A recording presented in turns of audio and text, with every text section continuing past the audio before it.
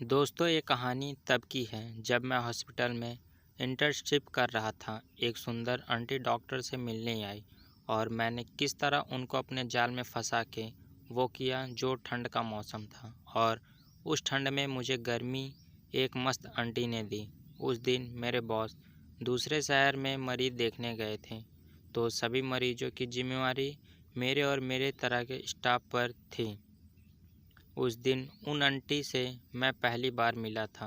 ठंड के कपड़ों की वजह से उनके जिस्म की गोलाइयों का अंदाज़ा लगाना ज़रा मुश्किल था, पर चेहरे से वो मस्त माल थी, एकदम गोरी चिट्टी और चिकनी जैसी, भोजपुरी टीवी अभिनेत्री हो। जब मैंने उनसे कहा कि आप अपनी बीमारी के बारे में बताएं, तो वो थोड़ा हिचकिचाई और बोली, मैं आपको नहीं बता सकती, डॉक्टर साहब को बुलाइए। मैं डॉक्टर साहब बाहर गए हुए हैं, अगर आपको सिर्फ उनसे ही बात करनी है तो आप 2 दिन बाद आइएगा। आंटी, मैं बहुत दूर से आई हूँ, कुछ हो नहीं सकता क्या? प्लीज़ हेल्प मी, मैं बहुत परेशान हूँ। मैं अगर आपको कोई प्रॉब्लम नहीं हो तो मैं आपकी परेशानी बॉस को कॉल पर बता देता हूँ, वो मुझे दवाई और इलाज बता देंगे, फिर मैं आपको दवाई दे दूँगा।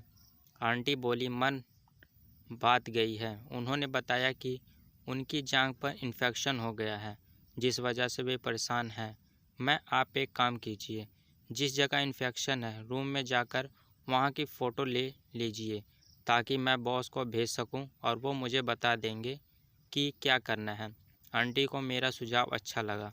उन्होंने अंदर कमरे में जाकर फ़ोन से फ़ोटो निकाली और बाहर आ गई। आंटी से मैंने बोला, फ़ोन लिया और मैंने चालाकी से उनके व्हाट्सएप से फ़ोटो खुद को सेंड की और फिर बॉस को भेजी। 5 मिनट तक तो मैं उनकी गोरी और मोटी जान की देखता रहा। मेरा ध्यान सिर्फ उन आंटी पर था, बाकी मरीजों को दूसरों के भरोसे डालकर मैं इधर मन ही मन मौज कर रहा था। बॉस ने फ़ोटो देखी और मुझे डिलीट करने का मैसेज देकर और दवाई बताकर ऑफलाइन हो गए, मगर मैं फ़ोटो क्यों डिलीट करता? मैंने संभाल कर रख ली और आंटी को बोल दिया, मैंने अपना नंबर आपके फ़ोन में डाल दिया है, कुछ परेशानी हो तो कॉल करना। आंटी हैरानी के साथ दवाई लेकर चली गई। उस रात यही सोचता रहा कि क्या चेहरा था आंटी का, एकदम मीठा रसगुल्ला जैसा। फिर अचानक से चौथी रात को मेरे पास आंटी की कॉल आई। मैंने हैरानी से कॉल उठाई क्योंकि मुझे उसकी मदद बिल्कुल भी नहीं थी। आंटी, हेलो जी, मैं अमीषा बोल रही हूँ बरेली से, जो आपके पास दवाई लेने आई थी, याद है ना आपको? मैं अपनी खुशी दबाता हुआ बोला, जी हाँ याद है। अब आपकी तबीयत कैसी है आंटी? जी थोड़ा ठीक है, मगर खुजली बहुत है, मैं सो नहीं पा रही हूँ, आप कुछ बता दीजिए। मैं ऐसे कभी कभी खुजली होती है, आप परेशान मत हो, जल्दी आराम मिल जाएगा। मैंने सोचने लगा कि ऐसा क्या करूं जो आंटी से दोस्ती हो जाए। मैंने अब उनके व्हाट्सएप के स्टेटस देखना, उन पर कमेंट करना शुरू कर दिया। फिर प्राइवेसी के साथ साथ सिर्फ उनके लिए मैं अपने हॉट स्टेटस लगाने लगा। मैंने नोटिस किया कि वो मेरे स्टेटस रेगुलर देख रही हैं, वो भी अब मुझे स्टेटस सेंड करने को कहती थी। इस तरह हमारी बात शुरू हो गई। अब हम रोज़ बात करते और उनसे फ्लर्ट करता। वो मुझे अपनी फ़ोटो देती और मैं उनके स्टेटस बनाता। वो अपनी पिक्स भी बहुत भेजती थी। उनके उभार इतने बड़े लगते थे कि मेरे हाथों में आएंगे ही नहीं, और उनके नितंब और सोफ़े के तकियों में कोई फ़र्क नहीं लगता था। बहुत मुलायम लगते थे कि वो एक बार गोद में बैठ जाए तो मज़ा ही आ जाए। अब आप काफ़ी वक्त गुजर गया था, हम दोनों काफ़ी खुल चुके थे।